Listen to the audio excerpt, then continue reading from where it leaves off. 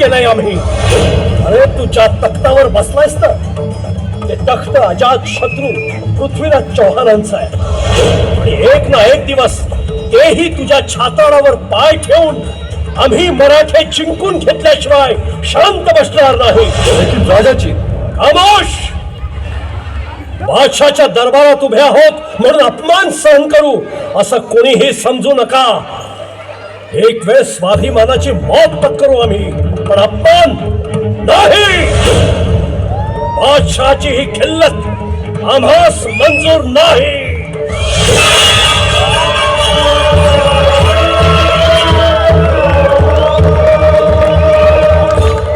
लाहौल विलाकुवत, ये क्या था? ये कैसा तूफान था?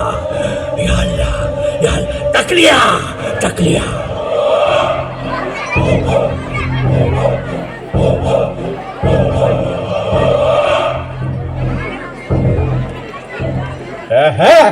आग्र्याच्या कैदीतून आमचा ठाण्या वाघ निसटला. अरे अशा बाजार गुणग्यांनी स्वतःला हिंदुस्थानचे सम्राट म्हणावंच कशाला? गमावलेले किल्ले आता परत मिळवले पाहिजेत, पण नुसते गडकोट मिळवून संकल्प सिद्धीच जाणार नाही. देवादिकांच्या सामर्थ्याचं, गोरगरिबांच्या हक्काचं, पुण्याईचं, मांगल्याचं छत्र आता पुन्हा उभं राहायला हवं, हिंदवी स्वराज्याच्या रूपानं.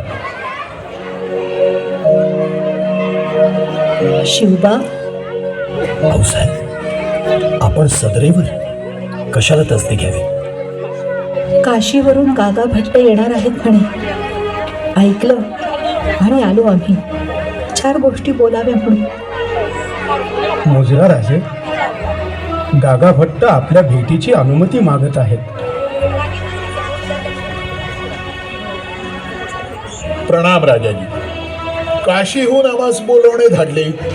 आपण तर काशीचे थोर प्रकांड पंडित, वेदशास्त्र जाणते. आपला सल्ला हवा होता. आम्ही शिवबा राजांचा राज्याभिषेक करण्याचं योजितो आहोत. राज्याभिषेक? या पृथ्वीवर हिंदू राजा पदपातशहा व्हावा ही इच्छा आहे. आपण त्याचं पौरोहित्य करावं. पण हे कसं शक्य आहे? अखिल पृथ्वीवर आज घडीला क्षात्र तेज अस्तित्वात नाही आणि क्षत्रियाशिवाय राजा बनण्याचा हक्क कुणालाही नाही. म्लेच्छाना आहे.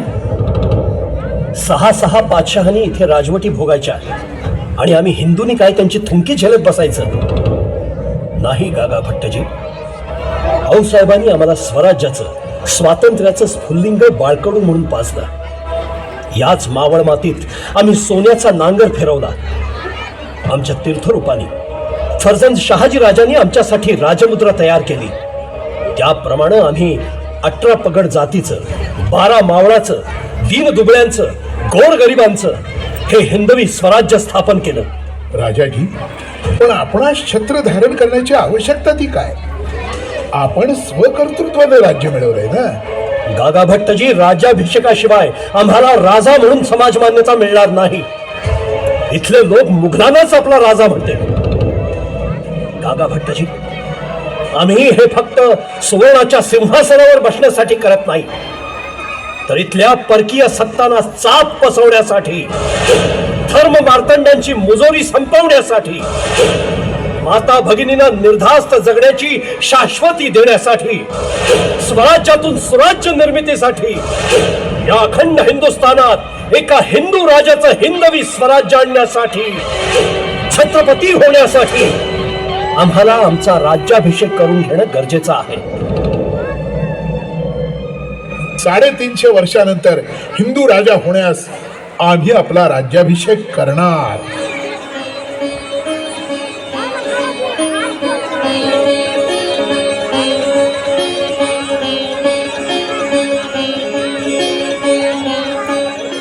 आणि गागा भट्टांनी शिवाजी महाराजांचा राज्याभिषेक करण्यास मान्यता दिली. शिंगे तुतार्या वाजू लागल्या. हिरोजी इंदुरकरांनी स्वराज्याच्या राजधानीवर राज्याभिषेकाची तयारी सुरू केली. रायगडावर राज्याभिषेकासाठी 32 मणांचं सुवर्णाचं सिंहासन तयार झालं. सुवर्णाची छत्र चामरं तयार झाली. सूर्यपान, चंद्रपान, अश्वकच्छ, मत्स्यकच्छ अशी शुभचिन्ह तयार करण्यात आली. आणि तो दिवस सोम किरणांची पहाट घेऊन उजाडला.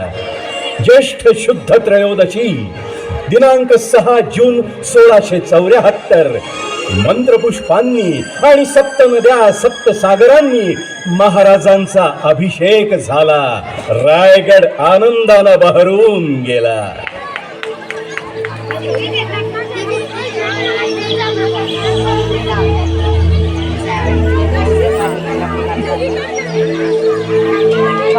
पहिली माझी ओळी ग माझ्या जिजा भवानीला, जिन दिस दाखविला सोनियाचा. दुसरी माझी ओळी ग माझा शिवाय केलं, राज्य पृथ्वीचे करील बाळ माझा.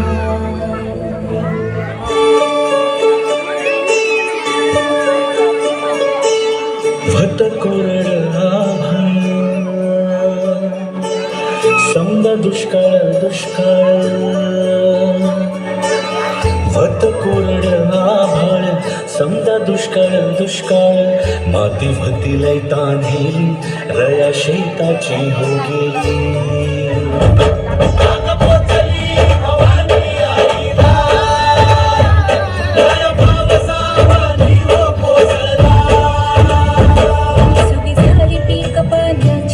सुगी झाली पीक पाण्याची, सुगी झाली अभ्या जन्माची.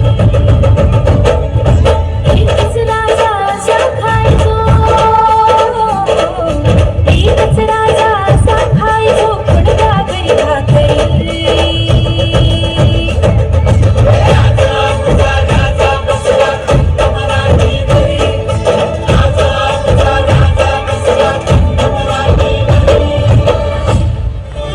राजा माझा लेख बिरुबाचा,